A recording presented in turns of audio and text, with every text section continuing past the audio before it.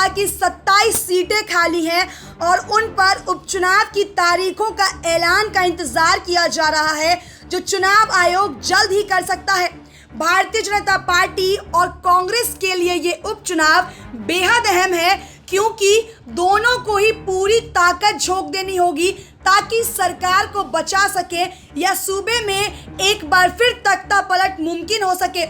BJP को गद्दी बचाए रखने के लिए कम से कम 9 सीटों पर जीत हासिल करनी होगी और इससे कम सीटें पाने की स्थिति में हालात उनके लिए मुश्किल करवट ले सकता है।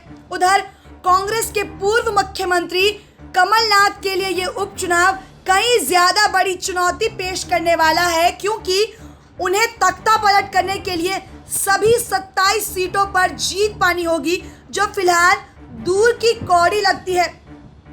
राज्य की विधानसभा में कुल 230 सीटें हैं, जिनमें से 27 सीटें रिक्त हैं। इस वक्त 203 सीटों वाली विधानसभा में बीजेपी की शिवराज सिंह चौहान के पास 107 विधायक हैं, जो बहुमत के आंकड़े से 5 ज्यादा हैं। वहीं कांग्रेस के पास इस वक्त सिर्फ 89 विधायक हैं।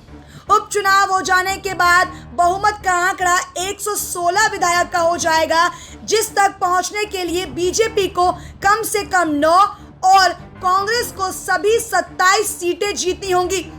अगर बीजेपी उपचुनाव में 9 से कम सीटें जीत पाती है तो उसे समाजवादी पार्टी, बहुजन समाज पार्टी या निर्दलीय उम्मीदवारों का रुख करना होगा।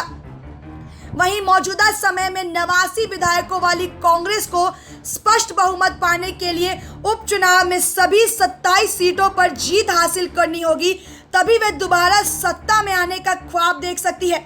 वैसे अगर बीजेपी 9 से कम सीट जीत पाती है और कांग्रेस 20 से ज्यादा सीटें जीत लेती है तो कमलनाथ 4 निर्दलियों, 2 बीएसपी और 1 एसपी विधायक का समर्थन हासिल कर दोबारा कुर्सी पा सकते हैं।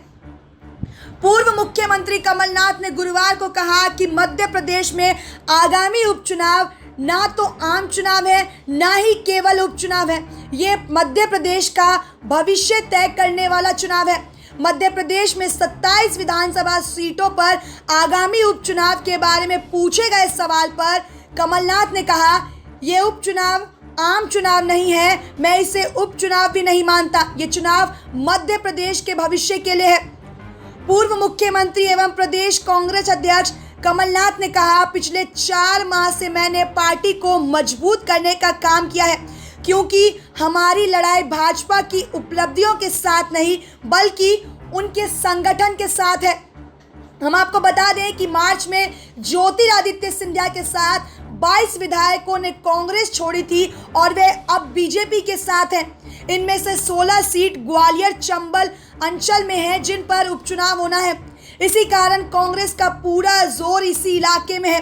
कांग्रेस के 3 अन्य विधायक भी विधानसभा की सदस्यता से त्याग पत्र देकर कांग्रेस छोड़ हाल ही में भाजपा में शामिल हुए हैं, जबकि 2 सीट भाजपा और कांग्रेस के एक विधायक के निधन से रिक्त है। इस प्रकार कुल 230 सीटों वाली मध्य प्रदेश विधानसभा की 27 सीटें रिक्त हैं। SPN 9 न्यूज रूम से शालिनी झा की रिपोर्ट।